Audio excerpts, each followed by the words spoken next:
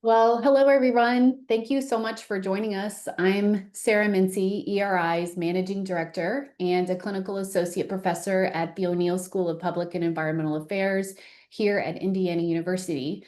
And it's my pleasure to open today's webinar on extreme weather trends in Indiana and the next climate change impacts assessment. Before I introduce our speakers, I want to let everyone know about a few upcoming events. We will be posting links in the chat, but you can always find this information on the ERI website as well.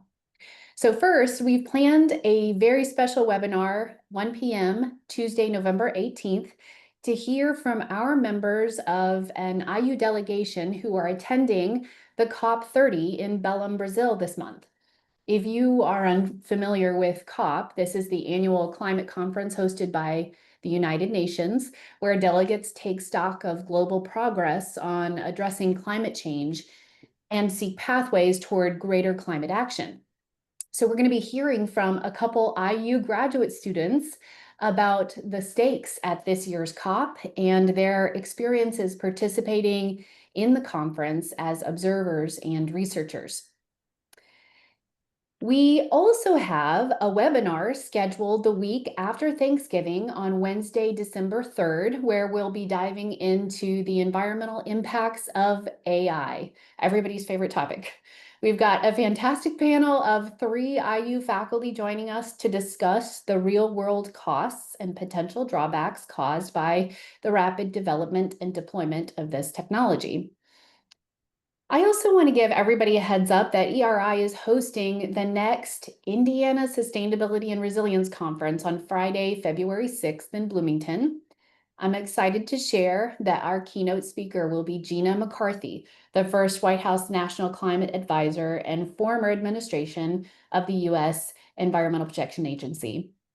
This is always a fun day of sustainability-minded Hoosiers from all walks of life coming together to network, share knowledge, and learn about work taking place across Indiana that is contributing to our state's resilience.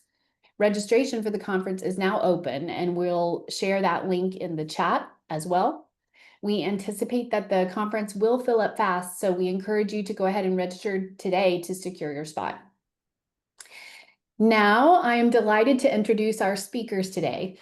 Travis O'Brien is an associate professor in the IU Bloomington Department of Earth and Atmospheric Sciences.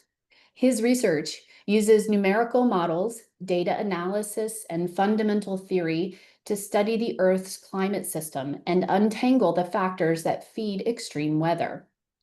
Janet McCabe is a former ERI director and has served 2 stints at the EPA, most recently as the EPA Deputy Administrator under the Biden administration. She returned to IU this summer and is serving as a visiting professor with the IU McKinney School of Law and the O'Neill School of Public and Environmental Affairs, as well as serving as a senior policy advisor with ERI. If you have questions for either of our speakers, please enter them into the chat and we will try to answer them after our speaker's presentation. And with that, I'm going to turn it over to Travis. All right, thank you very much, Sarah. All right, so I want to just start with an introduction to climate change in Indiana in our region, what we know about it, how we know about it. So next slide, please.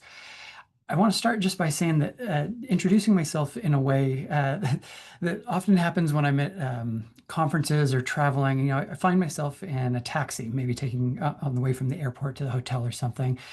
And a very common question that'll come up, once I start to talk about what I do, and next slide, please, is, oh, climate change, is it global warming? You know, is that really a thing? Next slide. And yeah, my answer is, yeah, it really is. And of course, the next thing they often ask is, you must be depressed all the time. And, my first answer is, I mean, no, partly because, just being a researcher, you develop sort of a clinical detachment from doing on the work that you're doing, but also because climate change is really not a hopeless thing. And one of the messages I want to convey right at the beginning is that every degree of warming that we can avoid improves our ability to thrive into the future. And so all the actions that we take to reduce the effects of climate change are helpful. And actually, this is a good point for me to say that so I'm going to be talking about, from my perspective and my expertise as a researcher who does climate change research, everything that I'm going to express here is my opinion and my own understanding and findings, and not that of the Indiana University or the Board of Trustees. So the other thing I want to convey here is, in these conversations that I often have casually with taxi drivers or people that I meet along the way, when they ask me, is climate change really real? One of the points I often try and make is, it's the dream of every scientist to be the next Einstein, to have the theory that overturns the consensus understanding that everybody has at the time. And so, if I had the evidence that climate change was not real and not something serious that we need to be worried about, I'd be at the top of a tower screaming my lungs off, trying to make myself the most famous scientist. But unfortunately, there's so much evidence in favor of climate change being real. We've experienced warming already, increased temperatures already, and thank you. So temperatures are rising. We've already seen increases of temperature by about 1 degree over the last century. This has also coincided with other things that we've observed, increases in extreme rainfall and all of that. But a question that often comes up, if you look at this graph, the horizontal axis is time, so going back from 1880 to the present. The vertical axis is temperature. So in temperature, anomaly relative to some baseline, like right around the middle of the century. We've seen just about 1 degree, a little more than 1 degree of temperature change, since earlier in the last century. In the course of me giving this talk, temperature outside is going to change by 1 degree. So why does this even matter? So next slide, please. So let's put this in the context of what we experience locally here. So what I'm showing here is temperatures, actually taken from real data in Bloomington, Indiana. So the horizontal axis is typical mid-afternoon temperature in the summer in degrees Celsius. The vertical axis in this black line is the frequency, or how often those temperatures occur. So the peak of that black line happens right at around 30 degrees Celsius. So what that's saying is typical summer temperatures are what you probably already know off the top of your head here, like, 80, 85 degrees Fahrenheit, something like that. On the lower end, on the left, where it's kind of blue, where the curve's lower, sometimes we get temperatures as low as maybe 20. So those nice 70-degree or upper 60s days, and even sometimes rarely down in the 50s like we experienced at the end of this summer. On the right end, where it's red, are the really warm temperatures. These are temperatures where, once you get above 95, 100, you're getting to the point where people say it's maybe too dang hot to go outside, or, too dangerous to go out and do exercise. So what I want to point out is there's this vertical blue line here just below 35 degrees Celsius. That represents the temperature where only 5% of temperatures in Bloomington occur hotter than that temperature. So that's represented by that red shaded region. So 5% of days have temperatures greater than about, low 90s or something like that. So this helps because this can actually put the context of climate change locally. So we can ask the question, what happens if we have 1 degree Celsius increase in temperatures? So go ahead and hit next on this, please. And what we see is, I think the movie might need to be played. I think you may need to hover your mouse. Yeah. Sorry, I didn't think through not actually having control over this. Thanks. So what we've got here, we've got this distribution, this bell curve shifted by just 1 degree. So very subtle shift, but look at what happens. So the area between the black line and the horizontal axis in that vertical line, that sort of triangle of red, that represents how often those temperatures occur. And just a 1 degree shift results in over a doubling of the days that are too dang hot to go outside. So this is why a small shift in temperature, we're talking about just 1 degree, can really result in really big impacts in how we experience the summer, how we experience life, and how plants and animals and agriculture thrive or not. So go ahead and next slide, please.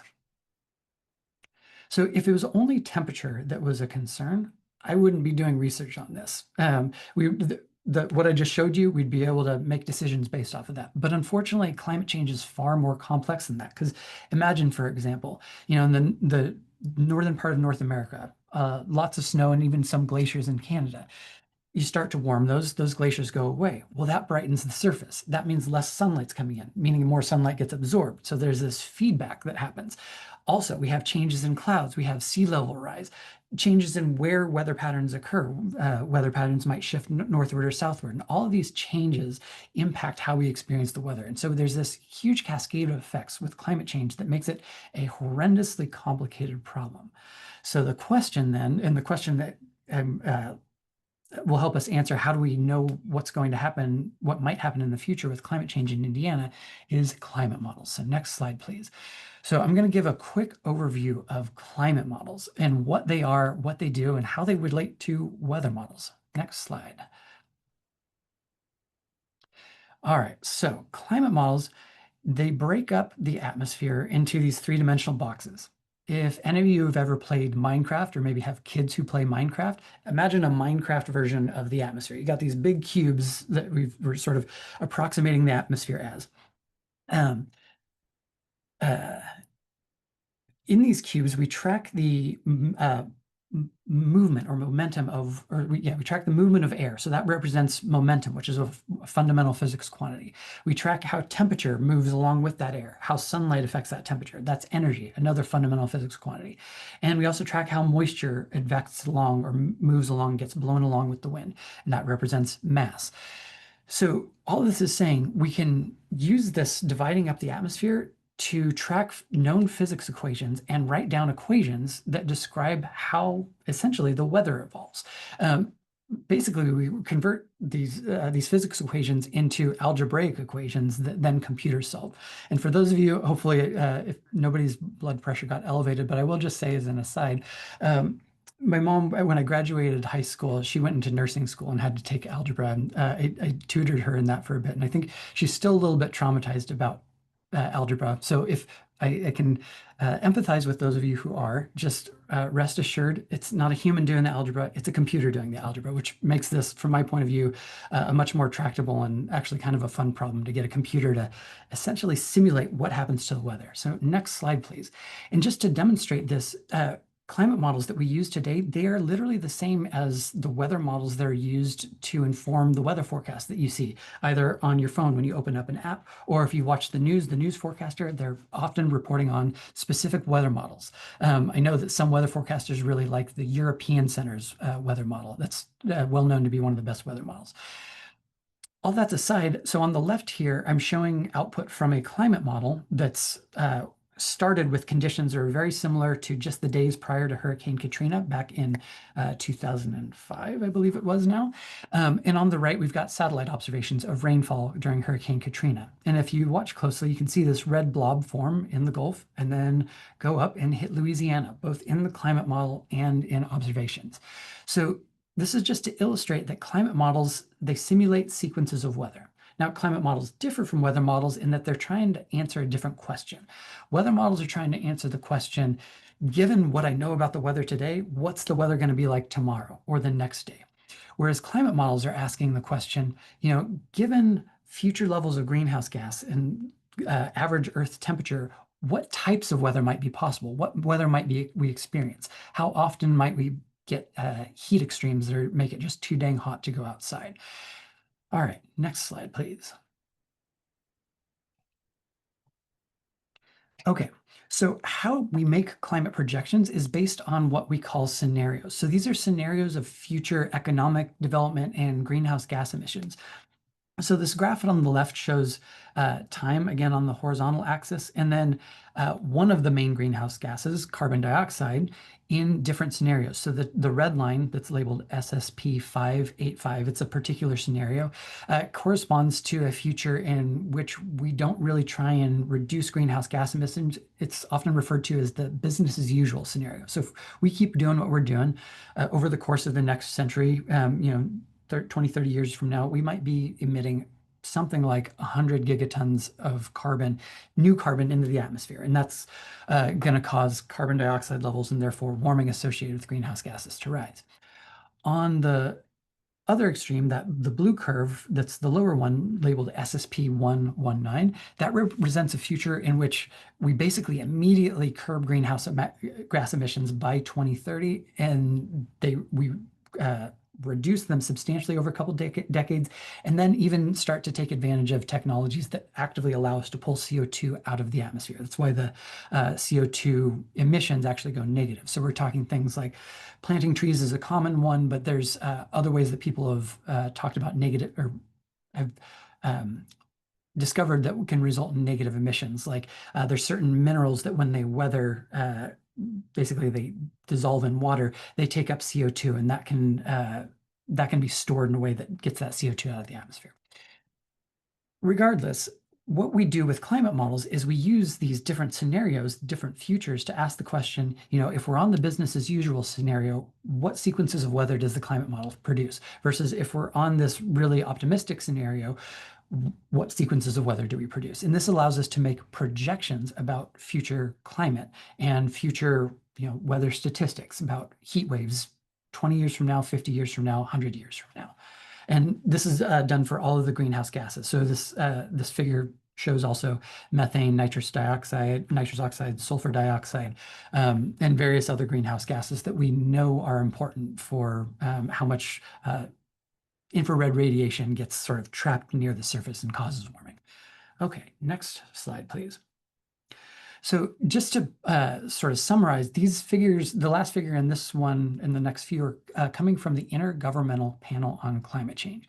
Now, if you've never heard of the Intergovernmental Panel on Climate Change, I'll just briefly say it's one of the most incredible, in my opinion, scientific undertakings ever. It literally involves thousands of people worldwide coming together every 7 or so years to assess what is our state of knowledge of climate change. And this includes running many, many climate model scenarios, analyzing those scenarios, analyzing observations, a lot of dialogue among scientists, arguments to come to some sort of consensus. And what I'm showing here is a consensus and an analysis of climate models simulations under various future scenarios at different warming levels. So the surface temperature change at 1 degree average globally, surface temperature change, all the way up to 4 degrees warming. And the top two panels, they show also a comparison with observations. The top left panel shows the observed warming that we've seen.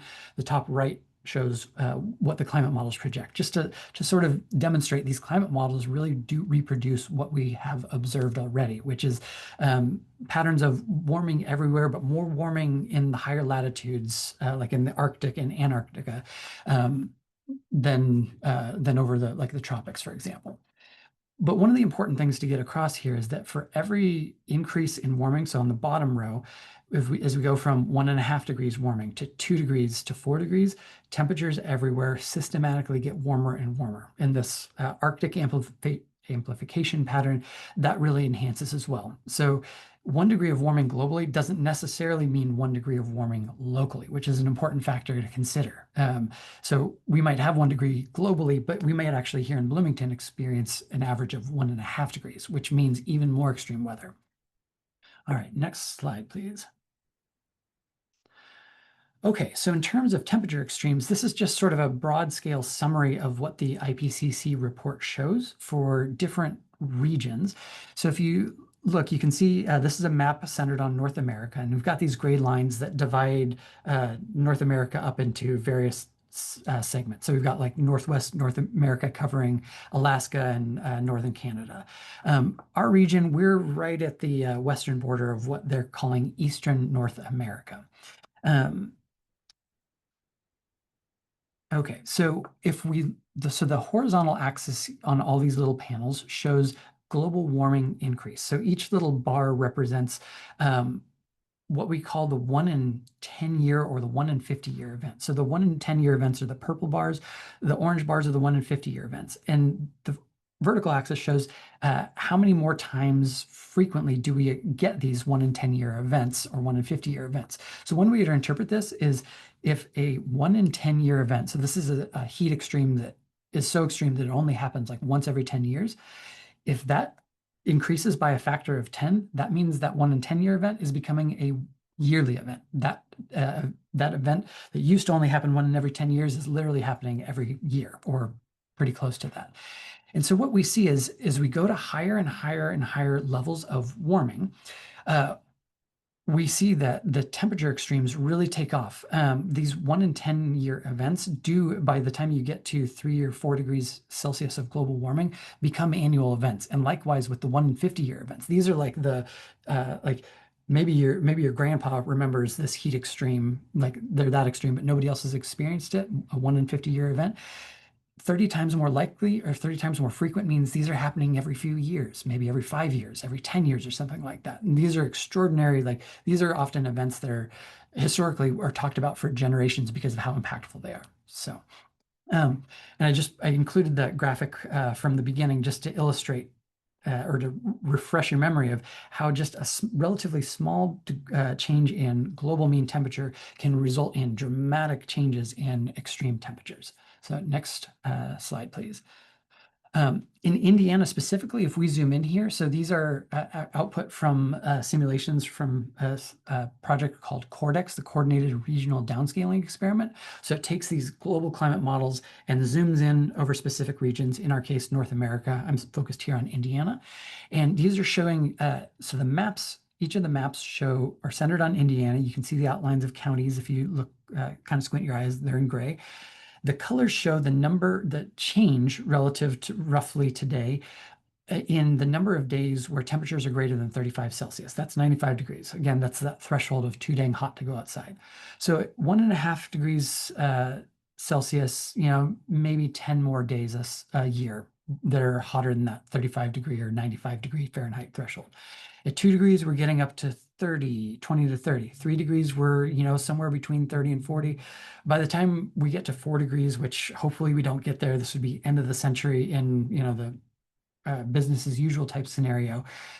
We're looking at an increase of like 50 to 60 days that are greater than that threshold. Just to put that in context, the summer season is only 90 days long. So we've got almost a whole season where temperatures are just so insanely hot that it's like, it's dangerous to go outside. So next slide, please. And I just want to hone in again on something that's maybe even more extreme, 40 degree threshold. So this is 104 degrees. So definitely getting into the danger zone. Fortunately, not too much of a change at relatively low levels of warming, but as you increase global warming levels, systematically the number of days greater than 104 degrees increases till you get to this point where, at 4 degrees, it's like an increase of about 10 days per year of being greater than this extraordinarily hot threshold. We very rarely reach 104 or so degrees here, at least in Bloomington, Indiana. So that would be a pretty dramatic change. Go ahead, next slide, please. All right, so now let's talk about rainfall. So I started with temperature because temperature changes are one of the things that we know best and have the best confidence in for future climate change because it's directly related to global mean temperature. Precipitation changes, rainfall and snow, those are the things that we know that have the next most confidence about. And this is because there's really strong theory, physics-based theory, saying that as temperatures get warmer, the atmosphere can hold more water vapor. More water vapor means more fuel for storms when they happen.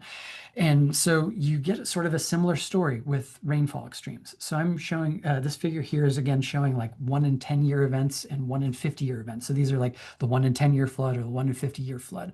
And for those of you who live in Bloomington, Indiana, just back in 2021, we actually had one of these 1 in 50. It was actually a 1 in 100 year event flood that flooded downtown or flooded Kirkwood and a lot of areas around downtown. It was really quite extreme.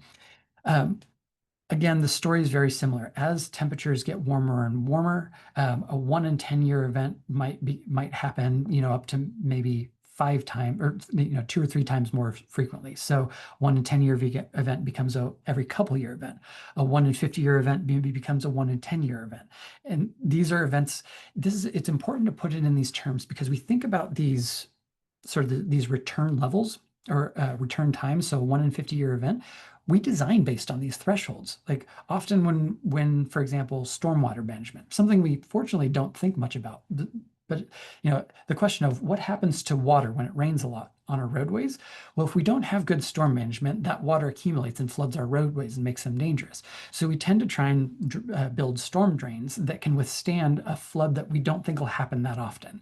You don't want to build a gigantic storm drain because that's very costly. So you want to build one that's large enough that most of the time it's going to do what you need. So you might build to the 1 in 50-year event. But if the 1 in 50-year event becomes the 1 in 10-year event, that means you're getting pretty catastrophic flooding really frequently. Okay, next slide, please.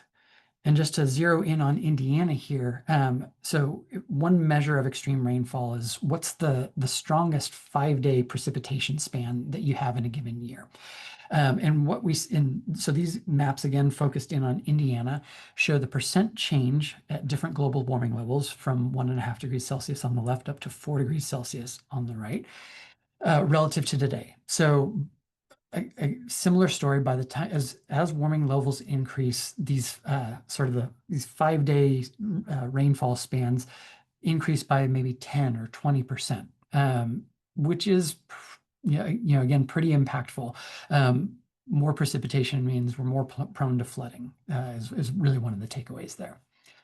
Okay, next slide, please. And then I just want to wrap this up by talking about another thing that often people are concerned about is frost days, because this has to do with agricultural health, both when the frost occurs and when not. And what we see is a systematic decrease in frost days as we go to higher and higher levels of warming, up to a reduction at 4 degrees Celsius of about 20 to 30 days fewer that are below freezing, essentially. So potentially really big impacts on agriculture. So this summary is all sort of a preview of the things that we might talk about and add to in next Indiana climate change assessment. These are just really quick looks at data that are readily available. What we would undertake is actually doing a more thorough analysis, and as Janet will talk about, answering questions that are really important to people in Indiana who want to make decisions based on climate change information. So next slide, please. I just want to summarize one of the main, so this comes from this summary for policymakers of the Intergovernmental Panel on Climate Change Assessment Report, showing that as you go higher and higher levels of warming are associated with higher and higher levels of concern. And one of the new things relative to the last Indiana climate change assessment is in the last Indiana climate change assessment, this was based on models run for the fifth assessment report, what's labeled as AR5 on these graphs. We now have data from the 6th assessment report. And one of the things that has changed is that the new climate model simulations that were run and the experiments that were run at various future scenarios showed that the temperatures at which we reach sort of alarming levels of concern for a variety of different areas, like impacts on ecosystems, extreme weather events that impact us, and so on, that we're concerned at lower levels of temperature based on these model simulations. And so this is one of the new pieces of information that we would probably hone in on in the second Indiana Climate Change Assessment Report. Next slide, please. Okay, and then I just want to wrap this up by answering a question that I don't imagine anyone would ask, but I think is worth asking. So why do a climate change assessment? Why do we even care about this? And really, in my mind, the purpose is for adaptation. We can only adapt to futures that we know might happen. And so assessing future possibilities for climate change is important for making choices today that will affect our ability to thrive and survive in the future. And in Indiana, a lot of our concerns are related to heat, and related to agriculture, related to flooding. And I'm sure there's many more concerns that I'm not listing here. And so a second climate change assessment that brings in new information, new models can help us better adapt to future climate change. And with that, thank you, and I will pass it on to Janet. Well, hey, everybody. And thank you, Travis, so much for teeing up this short piece at the end, and then we will get to people's questions because I'm sure that you have some. As Sarah said, I'm Janet McCabe. I'm a senior policy advisor at ERI, and I'm helping to lead this new project that we're launching. We're actually launching it today, so you are there at the launch of this. I think is going to be an important and very useful project. Let's go to the next slide. kind of a dumb question, but who wants to know about how climate change is going to affect my community here in Indiana, even if they don't know that they want to know? But basically, everybody needs to know this kind of information. As Travis said, if we don't know what the future holds for Indiana, kind of wherever we are in our lives and our work here in Indiana, it's important that we know it. Emergency response personnel need to know how often there's going to be floods that they need to prepare for, not just so that they can actually be there on time, but so that they can plan their budgets appropriately and all kinds of things like that. Businesses need to know this information. The people who keep the lights on absolutely need to know this information. Farmers need to know this information. People who are in the healthcare industry need to know this information. So everybody really needs to know this information. Let's go to the next slide, please. A little bit of quick history. The story of the Indiana Climate Change Impacts Assessment started in 2008 when then Senator Richard Lugar came to people he knew, climate scientists at Purdue, and said, hey, I'm going to need to vote on this Waxman-Markey climate bill. And can you tell me how climate change is actually affecting Indiana or will affect Indiana? And when Senator Lugar comes to you and asks a question, the answer is, of course, Senator, when do you need it?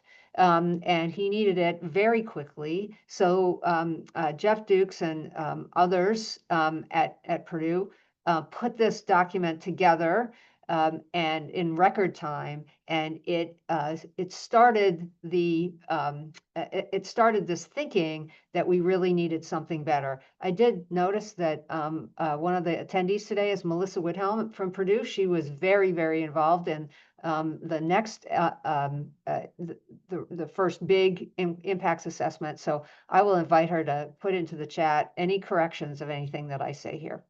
So let's go to the next one, please. What that led to was a set of reports or chapters known as the Indiana Climate Change Impacts Assessment, led by Jeff and Melissa at the Purdue Climate Change Research Center, which has a different name now.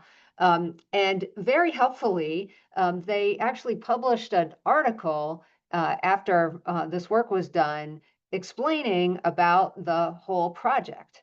Because it was kind of unusual at the time. I think, if I remember it right, this was the first report that was done not by a state agency, not according to a state mandate, but was done outside the government. And it had these three goals, which is to pull together the best available climate change impacts research, to pull people together across the state so that we would have a working network, and to start talking about climate change throughout Indiana. And very cleverly, the Climate Change Research Center scheduled launch events for a number of different chapters over a period of several years. And one of the things that did was meant that there was a steady drumbeat of information coming out from Indiana scientists, homegrown scientists at highly credible universities. That was information very specific to the state. So let's go to the next slide, and you can see, sorry, this is a little small, but these are the different topics that the impacts assessment addressed. And as I said, they came out in different reports or chapters. They were all based on peer-reviewed research that groups of researchers and academics came together around to put these documents together. So you can see the various topics there. The fundamental chapter was the climate chapter. That was the chapter that all the stuff that Travis was talking about was in. And if we go to the next, well, we can show a little bit about what that looked like. So this is from the climate chapter. It was absolutely full of data and very useful charts, like the ones that are here in kind of small, to show how Indiana would fare in the future under these different emissions scenarios, business as usual, and the other ones that Travis described, and very specific, downscaled in the terminology that Travis used.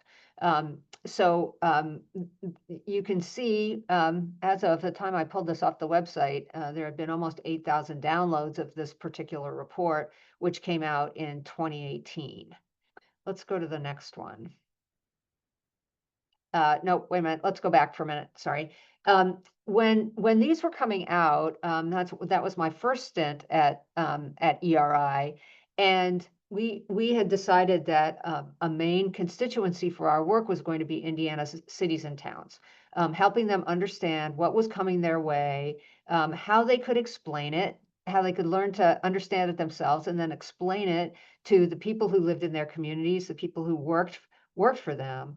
And even understanding what a 50-year storm event is. And that's a foreign concept to many people, and not necessarily intuitive. One of the just outstanding aspects of the climate change impacts assessment was all this very specific information. So we could generate a fact sheet that was specific to Bloomington, that was specific to South Bend, that was specific to Lake County. And when we would go around to events and meetings with local officials, with local groups, with local businesses, we would take these fact sheets with us. And it was just an unbelievably good tool. And in fact, we still use those today.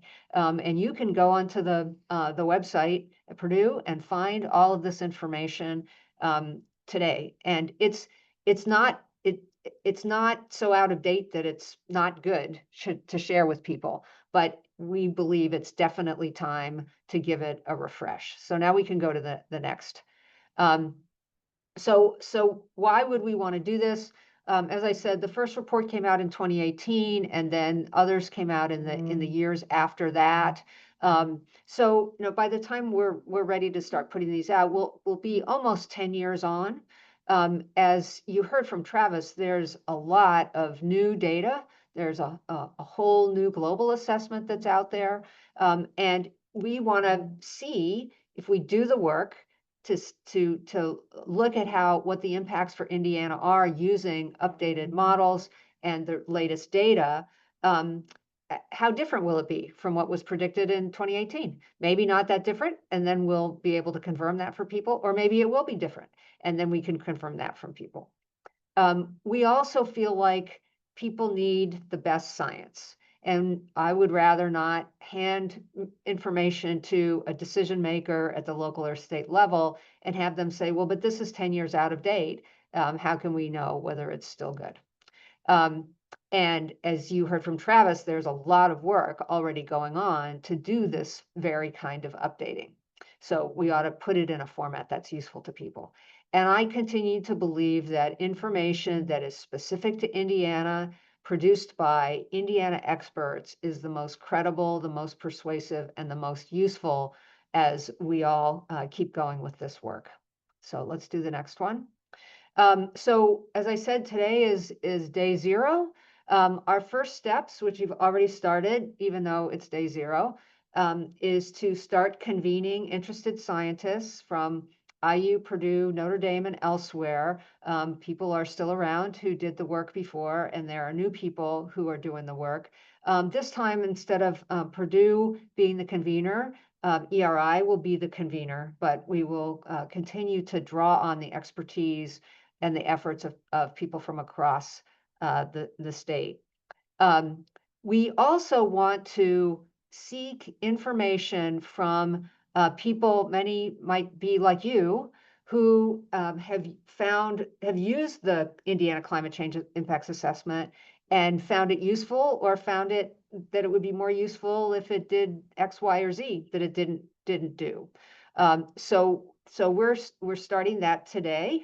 We're putting out a survey that we will send to all of you. I think we will. Jonathan can confirm that. But it will be very accessible through the ERI website. And we want to get as much input as possible from people. How have you used it? How did you find out about it? what parts have been most useful? What parts didn't you use? Are there topics that were covered in those original chapters that we should definitely consider updating, and others that maybe weren't that useful? And are there topics that we didn't cover in the first report that we really should? And how useful has the format of the information been? As I said, I found the very simple and well done graphics to be very good for the kinds of conversations that I had.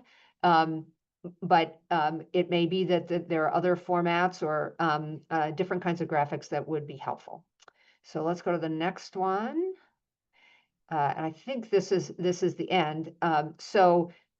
Here's we created a landing page for this project. You can go there to get access to the survey. Feel free to share it with people. You can also let us know if you'd like to be added to a mailing list specific to this project, so that we can give you updates. And there are a few FAQs on there about the project. So I think, I think that's it for me. So, Sarah, are you going to be our question poobah here? Sure. Well, first, let me say on behalf of everybody who's listening, thank you so much, Janet, for leading the charge for ERI to do our new impacts assessment. And thank you, Travis, for the incredible science that you're doing that will be included in the assessment and all of the good resources and tools that can come from it. I see that you all have been answering some of the questions that have come through in the chat. So I'm going to repeat a couple that I think are interesting. Travis, one question was that for you was from Susan. How out of ordinary were the temperatures this summer, both day and night? And where do we get this kind of information? And maybe you can speak to that sort of more generally, resources that we can use in the meantime to understand how our weather is being impacted by climate change. Yeah, thanks.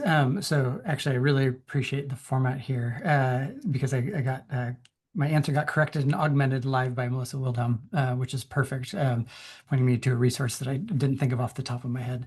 So I had pointed, the National Weather Service does report on and keep record of some records, but it's kind of granular. So according to National Weather Service, I think it was Indianapolis had the 12th warmest summer on record. Melissa Wildhelm pointed to the Midwest Regional Climate Change Center webpage at Purdue. It has more granular climate summaries. And I mean, if you think it makes sense, Sarah, I'd actually love if Melissa could expand on that too, if you're willing to unmute. Yeah, I don't know. Jonathan, can we do that?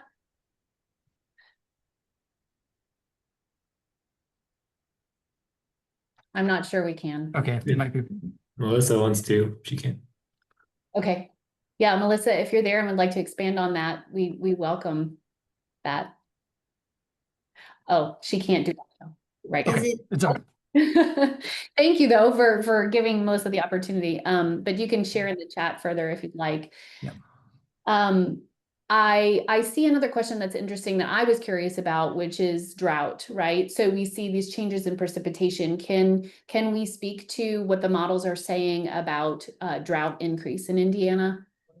Yeah, so drought is a trickier one for a couple reasons. I'll start by saying one of the things that we do know about drought broadly is that it seems like most regions will experience more swings between wet and dry conditions. So extreme wet to extreme dry. That's just sort of a broad scale global thing.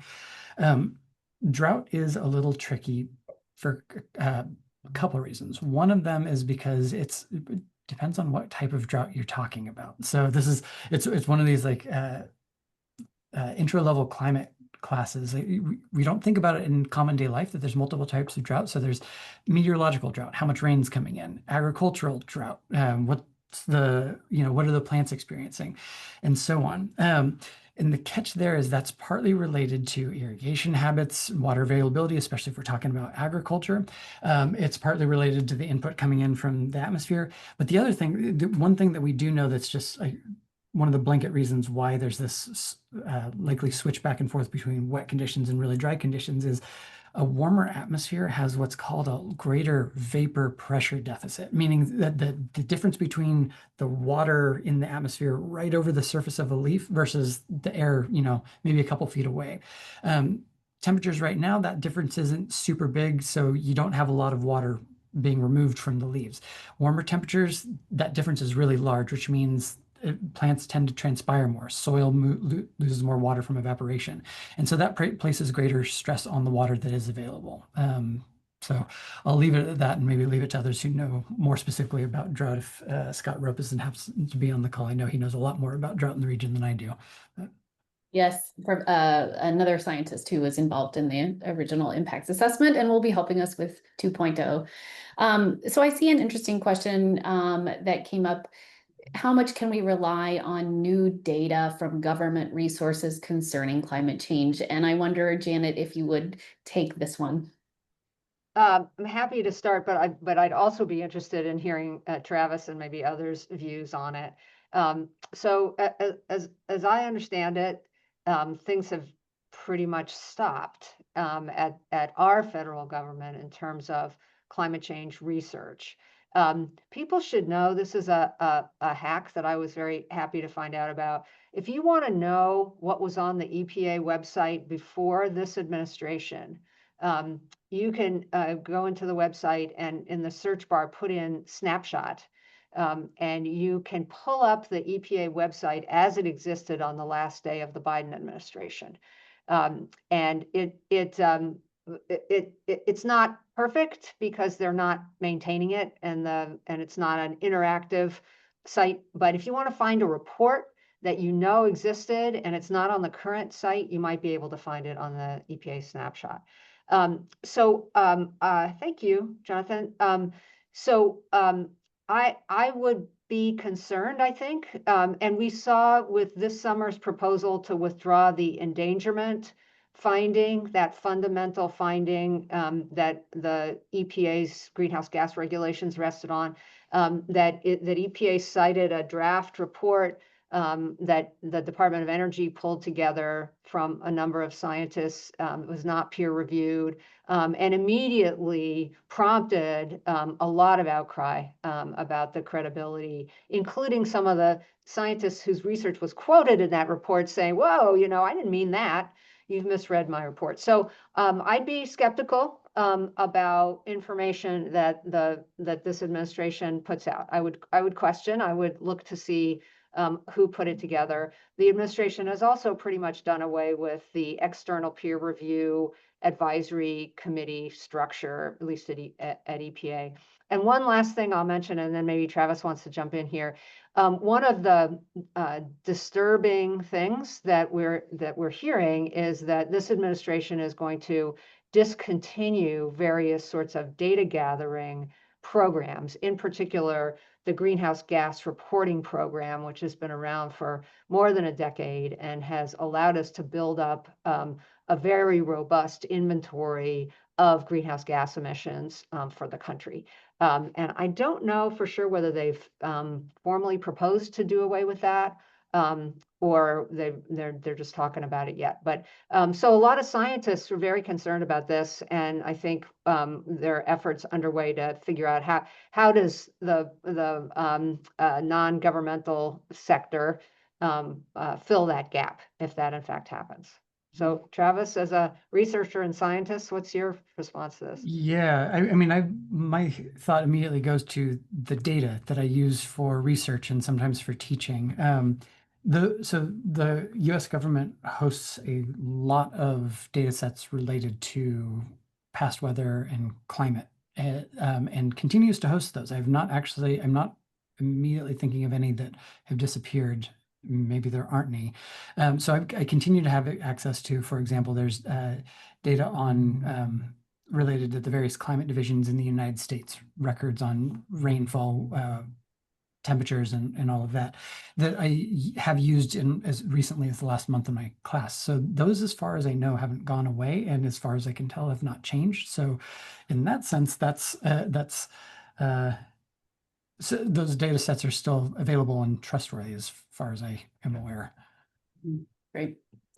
I wonder if we could sort of extend beyond that question to one that I have, which is, do either of you have any experience that could inform us on how receptive Indiana policymakers or decision makers are to the latest science and what it says to us about potential impacts? I don't know, Janet, if you've already had conversations with any decision makers, or Travis, if you have shared what you shared with us here today with any decision makers.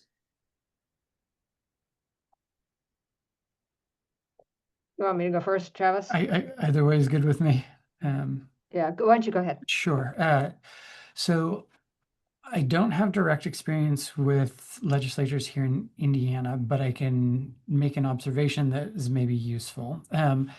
So the U.S. Global Climate Research Program has existed by law since the 1990s. It establishes a nationwide climate assessment that has had to be done for, nominally every few years. That exists largely because of continued congressional support over the last 30 years, despite opinions that are voiced by members of Congress. Their support through legislature has often diverged from what they're saying aloud. And I know from colleagues that in closed-door conversations with legislators, they often are very concerned about climate change, whereas they maybe say nothing or say climate change isn't real in public. I would be surprised if that dynamic doesn't exist to some degree in our state here as well. Yeah, I think that's probably true. I haven't had any recent conversations either, but I remember when I was at ERI the first time, you could have asked the very same question, Sarah, because that dynamic existed back then as well. And before the Biden administration, there was a similar effort at the national level to really pull back on climate work. But what we found is that often I never even knew what party the mayor was that I was talking to, right? When you're talking to people at the local level, they are looking at the Wabash River coming down over their right shoulder, and what is it going to do to their town, and how can they be prepared for it? And so I think at the local level, people are always open to this. Another thing that I would say is that in the last 8-10 years, we have a lot more experience with cities and towns actually implementing things that will increase their resilience. And ERI has been helpful with a lot of those, and other groups have as well. Lots of local groups around the state who work very intensively with their local governments on projects. And so people are seeing the benefits of those projects. They're seeing how much it actually does improve health and quality of life and drainage if they have more trees. They're seeing how much fuel they don't have to buy when they're using electric vehicles, or when they're capturing methane and using that for fuel. And so we have lots of and solar and wind energy also. We have lots more examples of how the kinds of things that you would do, not just for resilience and adaptation, but to actually do our part to reduce greenhouse gases and slow the release of them into the future, that those things can be very good, cost saving, and have a lot of benefit and be very popular. So that gives me hope that armed with good information and continued support for these kinds of projects, that work will still continue. Well, I think that's a wonderful place for us to end today's webinar, because most folks may have a 1 o'clock, so we'll give you 5 minutes to move on to your next thing. But let me say once again, thank you so much, Janet and Travis, for what a wonderful presentation. Very, very informative, and really exciting to be thinking about the next climate change impacts assessment that ERI is going to lead and will help support the efforts of all the folks who are in this room today. I know working on adaptation, mitigation, any kind of resilience, climate resilience work. So yeah, once again, let me remind you all, Tuesday, November 18th at 1 p.m. we have a special webinar featuring our IU graduate students who will be at COP 30. So definitely register for that and tune in to that. And in the meantime, take care. Thanks again, Janet and Travis.